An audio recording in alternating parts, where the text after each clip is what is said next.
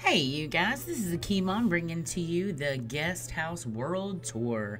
It is time to check out our very first attempt that we had at making a world with separated bases where everybody got to have their very own little section of the map. In this particular one, we used an ownership mod that we had never used before that allowed you to keep your things separate from people. They were not allowed to open your chest or anything like that unless you had added them to it. We also did something that we don't normally do on this world, and we had fire resurrection. With the fire resurrection, we called it the lazy world because it didn't matter if you starved to death or if you just killed yourself to some darkness, you could die and not worry about it. Now, with this particular one, we are starting out up in the very top northwest in the lovely Tassati's base. The reason we are starting up here is because the shape of this map is very, very odd, so it's easier to begin up this way rather than in my own particular area, which you guys will get to see later. As you can see, she has some tooth traps here. She has some birds in these bird traps, y'all. Every time I pick them up, more birds come along and jump right in there. So I've given up on opening them, even though their noise is enough to drive you batty. So we've got some geckos and some bushes. Here's her drying racks in her kitchen area. She has a nice little area of pigs here. They just kind of chill around and do different stuff. And I love the fact that they have names. Hostilian. Here are the farms. One of my favorite things that she has done is the fact that she has her cobblestone lined with the marble trees. And she's done these odd skeletons. I like using them as decorations myself. They're really, really fantastic. And as you can see, her sign says Tassati's territory. So you better watch out. That lunch lady will come and force feed you all the things, whether you want to eat them or not. Coming down this way, you'll see that she has her bunnies along with a bajillion tentacle spikes. One of the upsides to living in this area and having spiders and bunnies and tentacles is that you have a never-ending supply of weapons, which is just fabulous in my opinion. If you come along this way, as you can see, she's got some more of them going on. And the tentacles usually beat them up pretty well. Works out really, really nicely. Coming down this way, though, this was one of our biggest beefalo areas. This is where Carla herself came from. Have a nice little look. Say hi, Carla. Give them a little dance there, love. Carla here has had about 8 babies. She's a crazy lady. Mental mom, I tell you, mental mom. But she came from this area. What I did is I used a beefalo horn to call them down, to bring them to my area, because we had Berger who came along in our original area where we had beefalos in a smaller section down south, and he wiped them all out with his ground pound. We really appreciated it quite a bit. Thank you so much there, Berger. However, we moved them, and they kept continuing trying to migrate up and staying in heat and things like that. It became a really interesting thing, and you guys will get to see how we dealt with that in a moment when we get down that way. This here is Groan's base. Groan, we need to teach him how to pick up his things off the floor. But Groan was a Weber. And he made a giant Weber base up here. There were bajillions of spiders up here. It was really kind of messy. He has some signs over here that says, you know, this is Groan's base. Beware a large amount of spiders. Now, the issue we ran into is that Groan came in and he played his Weber and he planted the spiders, and then he didn't play with us anymore with this, and then his spiders began to, or anymore on this particular world, I should say, and then his spiders started taking over. Now, we reined a lot of them in and cut them down in size. As you can see, there's one there that probably needs to be killed before she starts multiplying into something else. But we were able to get that back under control. This one is Owana's base. This was the very first world that she ever played with us on. And she came and she made some beautiful things. We got our lovely little beefalo friend here. We have her tooth traps are right up this area. And then, of course, you know, she has her kitchen section. What I really like about Oana's base is this little piece here that she did with the flooring. I really like the cobblestone in the center of it with the wood along the edge. And then here's her chest. She used different styles of chest. We love all the chest, so it gives it, you know, some nice character when you get to use different things. One thing I noticed about her farms is her farms have done as my farms do, how they're backwards. When she place them, they don't flip with the map. Mine do that sometimes. It can be kind of annoying. Not end of the world, of course, but it just seems a little frustrating to see them like that. Hello, little random homeless spider fellow. So we're going to take a look over here. Let me double check and see where that next one is. We're going to, yes, the next one we're going to is up this way. As I told you guys, this map is big and open and noodly weird.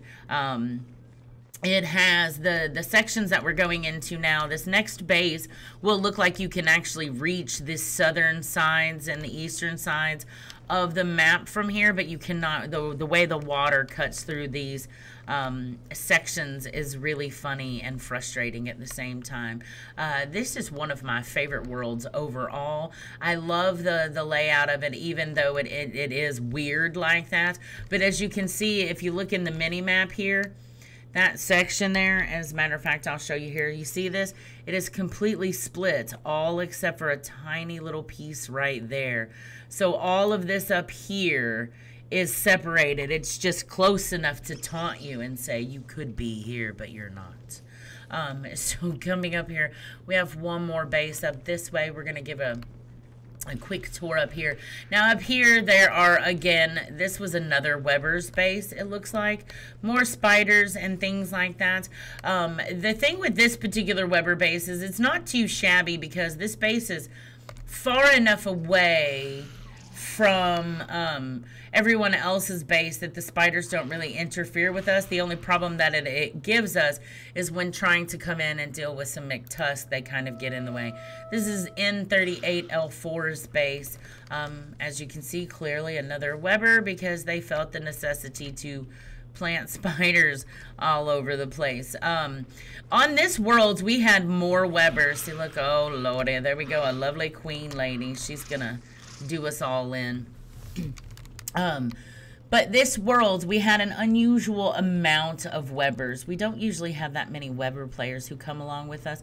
But I think in this one, overall, we had maybe 5 Weber players throughout the time. Now, mind you, that wasn't all at once because this was broken down since it was, as we usually do with our follower bases, we had people who came in and played once and didn't join us again.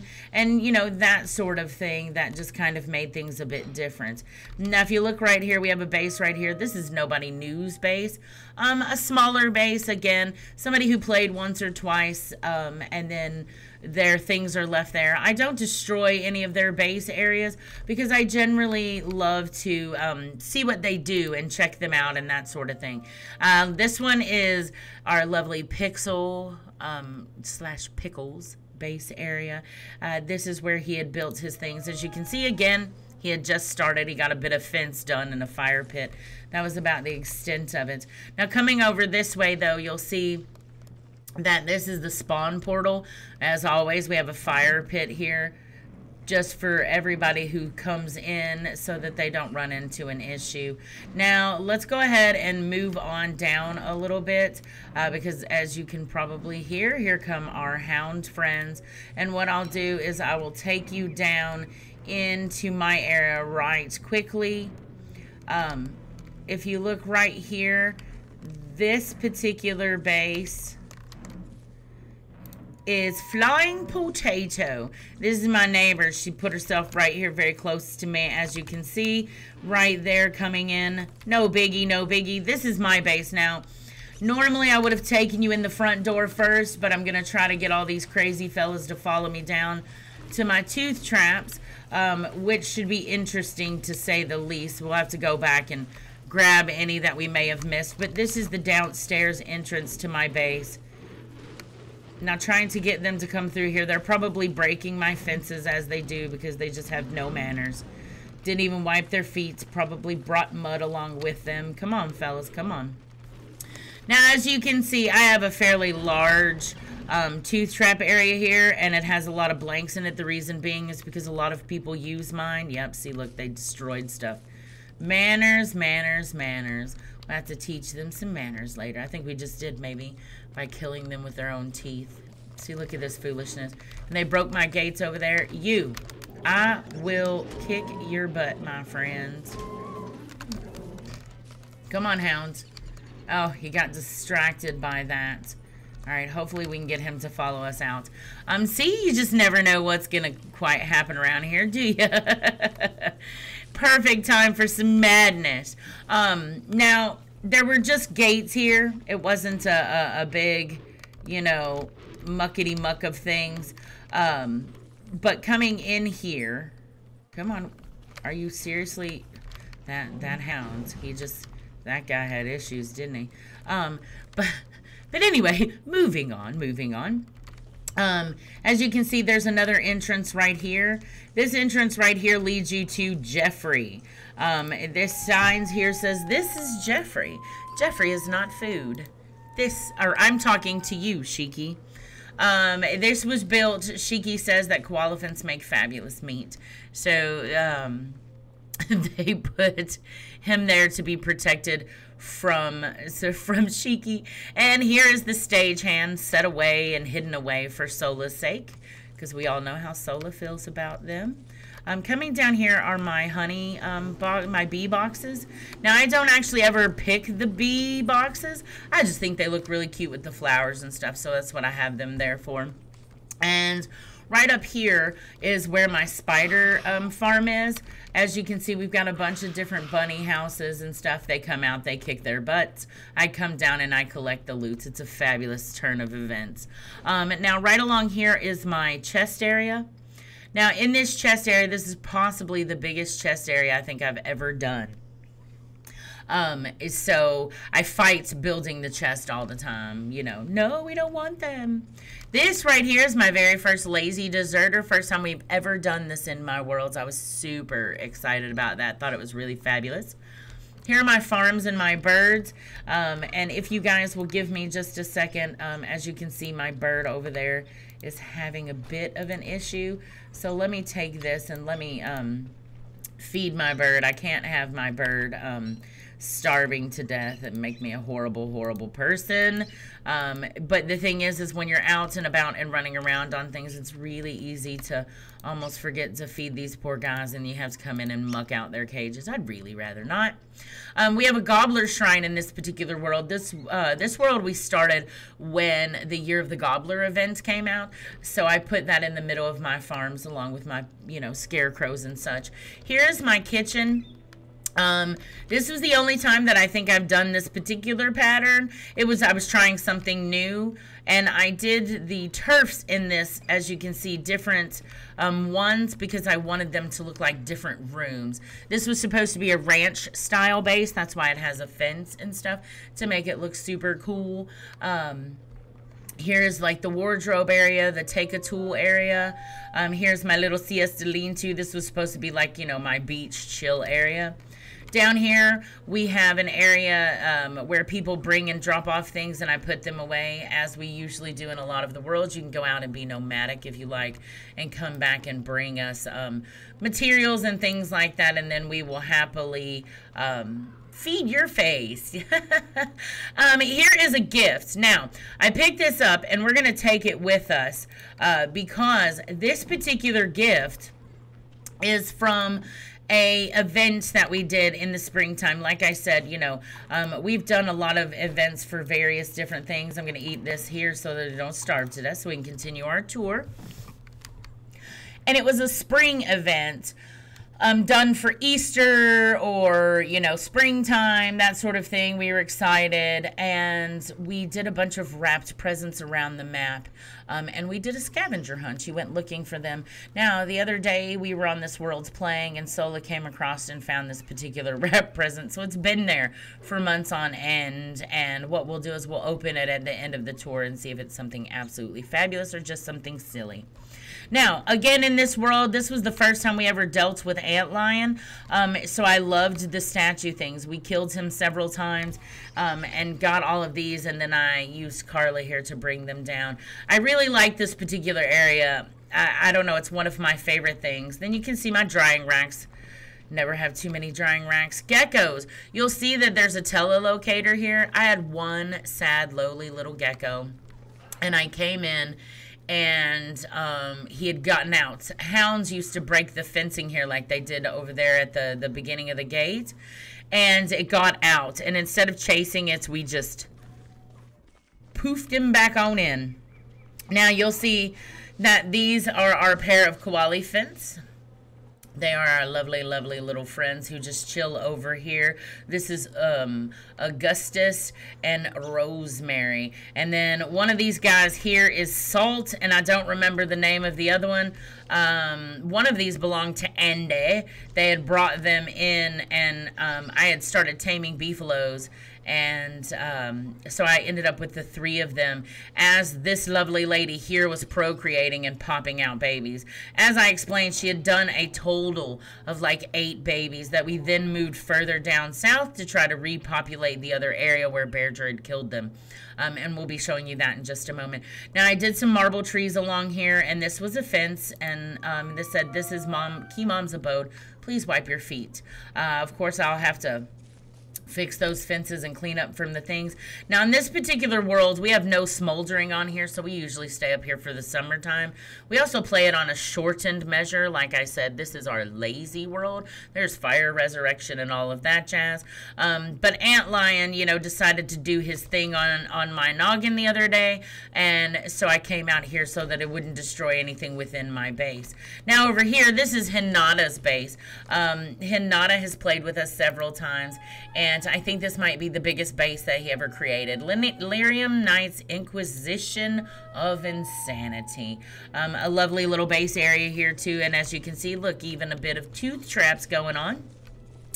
And then you can see where, you know, he was working on various things and is in the progress of creating the base. Now, coming down from my base down south, the next area that we're heading into is the section that like I was explaining, was where we had teleported some of these beefs. Now, the ones that were actually from the other area continued to try to escape. You can see the telelocator here. But these beefalo were born from those beefalo in this particular area, so they don't actually try to escape. We had the pin and the salt licks to keep them protected and hopefully keep them in place. The other ones had broken out, so they became dinner for some people, but now we have beefalos down in this area again. Just took a little bit of finagling to get it done. Now, this is Roasted and Andre's base. They died a lot of times for these dead bodies. They're there intentionally. And as you can see, they have really just started on their things as well. They have, you know, a few chests, an alchemy machine, and a fire pit. Now, coming down through this is our big dark forest area. We used to use this entire section for Bearger and deer clops. However, as we got more people playing, we needed more space, so our area for them began to shrink up, and we put a few more bases in here, and we tried our best to keep them away from them. We didn't want deer clops, you know, pounding and smashing things, or, you know, Bearger doing it either. So this is Dr. Shiny's base. He was another one of the Weber players. His spiders had taken over this entire section here. So what we did is the usual. We went through and cleared them out and got rid of them so that we were not overrun in this world by spiders, as it was becoming apparent that was going to happen. Now, coming down this way, you'll see the trees that are super closely planted together, and as you know, that is the specific area where we bring them in, because the closer the trees are, the easier it is for us to get them to farm the wood. Now, you'll see some of the spots in this world are small like this. It's not very wide. We keep the trees mostly cleared from here so that when you come running, you don't end up accidentally dead. Now, I try not to go into these big sections of the trees like this that are all together. The reason being is because one day I was walking through them and thought it would be a fantastic thing, and I got into the middle of it, and it literally petrified all the way around me. Someone had to get a pickaxe and come and get myself out. It was terrible, terrible indeed. So, coming up onto my next favorite area, this is the community center, or the beginnings of the community center. As you can see, there are a bunch of bee boxes in here, probably one of the biggest bee box areas that I think I've ever seen. Look at this, the width of that. And if you come right up this way, there is a fantastic place of piggy houses up here for pig butt farming as well. And then as you can see right there, there's the chest. I'll show those to you as well again. But this is the pig farming area so that we can get the butts for umbrellas and goggles and all of that things. Now, originally, this was Al Shiki's base, and he started building it, and Torres came to live with him as well. However, this quickly became a place that we all congregated on if we had to deal with antlion or some McTuss that were up the way, and that sort of thing. It just made it easier for everybody to kind of congregate here, so it easily transform into the community center. Everybody is welcome down here. You'll see salt licks in random places. That's because, you know, when we were doing things, I wanted to make sure that my beefalo didn't untame, so we kept those. Now, going on up in here, you'll see this is where Glommer is. This is just a very chill kind of area. We bring things and, you know, use things that are needed and stuff like that. It's just, it's like I said, it's a community area. It's done for everyone. Shiki ended up moving down into the caves instead, and Torres remained there. Now you can see this with the tentacle spikes with many wicker bottoms. You know, they love their tentacles. So this is what they used for their hound traps instead of teeth traps. And it says wanted, yeah, Ibrella, alive, reward, 1 stack of hound's teeth. This world has so many hound's teeth. They're laying on the ground. They're tossed all over the place. Now, this next base we're coming into, this is Hyber's base. Hyber comes in and plays his mandatory day with us from time to time. But he's done a really cute base here. And you can see this sign, Hyber Strike 22. I created that sign not realizing that he had a sign right here that says Hyber's base. And as you can see, you know, he's got his chest and his drying racks, and then most of his stuff is a fairly compact together base. It's a really cute little area if you ask me. Now, coming and going down this way, what I will do really quickly is, and there's small tooth traps. This right here, you see all the healing salves and the tentacles and the battle helms. This is the area that Klaus generally spawns in, so that's what we use that for. But what I'm going to do right quickly, do we have a salt lick down here anywhere? No, it does not look like it. So what I'm going to do is, I should have one pre-built because I tried to keep them with me. And as you can see, I still have other things as well. Now, let me stick this here really quickly, because what I'm going to do is I'm going to pop downstairs. Maybe I need to bring a sister so that these guys don't do terrible things. There we go. All right, so we'll get a sister. She'll kill them really quick so that they don't eat our beefalo. We can't have that happening. There we go. All right, so let me show you Shiki's area. Now, Shiki had not done a whole lot in this area. As I said, he had just started moving things down and deciding to do a base down here, but it's still a cute little space that he had created down here. He had also was able to bring flowers and things down here, and bee boxes, and as long as there's natural light down here, they will survive. If there's no light, of course, they will die and they won't produce honey and things like that, but you can see how he was working on, you know, outlining where the things were going to be. You know, here's going to be his carpet and stuff like that. And then he had a section here, not quite sure what he was going to do with this, but he had a section there. And if you come right here, see, these are the bee boxes. And since they get natural light right here, the flowers are actually perfectly fine down here, as well as the bee boxes. It's really quite interesting, to say the least, as far as that goes. It makes you, you know, like, appreciate the fact that you can do such diverse things in this game. Now, granted, that's really only base that was down there, because like I said, without the smoldering, we don't really spend much time down there. Now, as soon as we come up, let me grab our beefy friend here and stick on some moggles. And we'll continue moving on up, and I'll show you guys the rest of the area. We've got Pig King coming up here as well with his loveliness. He even has a sign by him, and as you can see, there's another lazy deserter. Because we started using those in this world. We had never used them anywhere else. And it says Hyber's base up ahead. But here's our great little Pig King. How you doing there, fella? He looks lovely, doesn't he, as usual? Now, coming over here, this is our oasis. Not really much here because we're so close to the community center. It didn't really bother to bring a lot of food and that sort of thing like you do when it's very far away. We just needed the endothermic fire pit. Now, right here, this is Crying Sin's base. He had come and played with us and planted the trees. Now, the trees petrified a very long time ago, but we kind of left them like that. It just, I don't know, this looks kind of like a ghost town or something to me, so I've left it just like it is. I kind of liked the way that it looked, so we let it remain that way. And as you can see, there's tooth traps and things like that. And you'll see all of this stuff here. This is over here because this is where we deal with our fabulous friend. There she is. You see her? How you doing, baby? Dragonfly. You know how much we love that lady. She's just fabulous, isn't she? So, coming on up this way, we have just a little bit more. I think we have 2 more bases to look at. Now, right here we have, in memory of Juanito the 42nd. Sadly, Juanito got murdered right here, so this is a shrine in his honor.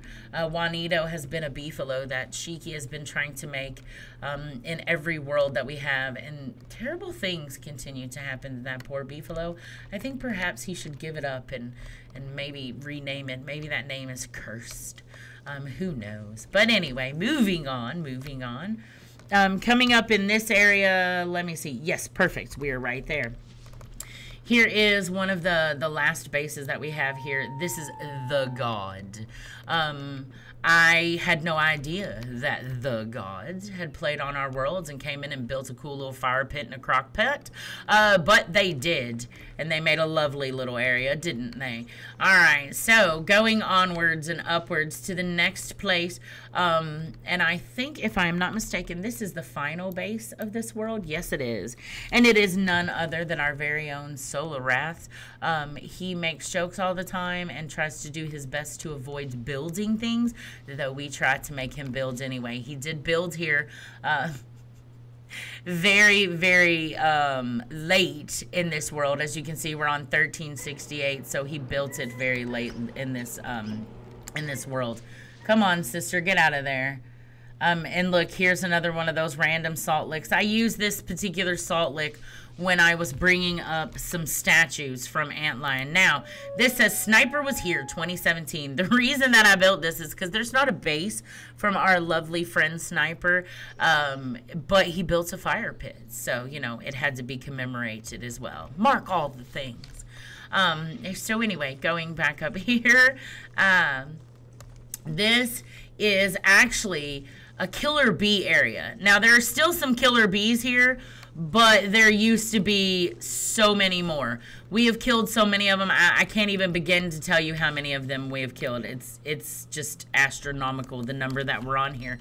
It was one of the times that our lovely Shiki was known as the bee exterminator, because he came in and wiped out so many bees. I think we all were killing bees. But this is Sola's lovely little base. Now, Sola has his sign that says Solar Wrath's uninteresting base, but I think it's interesting. I thought it looked quite cute. I like the divisions he has of his area. And, of course, he has, you know, his Maxwell statue right here. And then the chest and the drying racks. I love how they look with the wood flooring. It always goes really, really well together. Now, that is the last base that is on this particular map. But as you can see, we had a ton of bases in here. Everybody with their own style and their own panache, adding it in. And then, you know, as you can see, he was starting his tooth traps up here. I love doing this sort of base because we got to see the variations of people's imagination, you know, different ways to come about things. Now, since we have come to the end of our tour, and this will be the conclusion of things, let me fill up my toggle real quick, make sure we're not going to end up in the darkness and scared, because, you know, we're afraid of the dark. Not really, but, you know, we say things. We say things. So now that concludes our tour, let's open a present and see what we got. What's inside? Oh! So we got a fabulous bush hat and a jelly bean. Yeah, we did the jelly beans in these as well. Because since it was a springtime thing, around the same time as Easter and all that stuff, we thought jelly beans were the fitting candy to go along with that for all of those who know about and celebrate Easter. On a starving note, I will do my best to not die, but this has been the guest house. One more show of the map for you guys. Look at that place. Started all the way up here at the lovely Taz's base and ended all the way down here at the Solirath base. Thanks for joining me, and we'll see you again next time. Bye, everybody.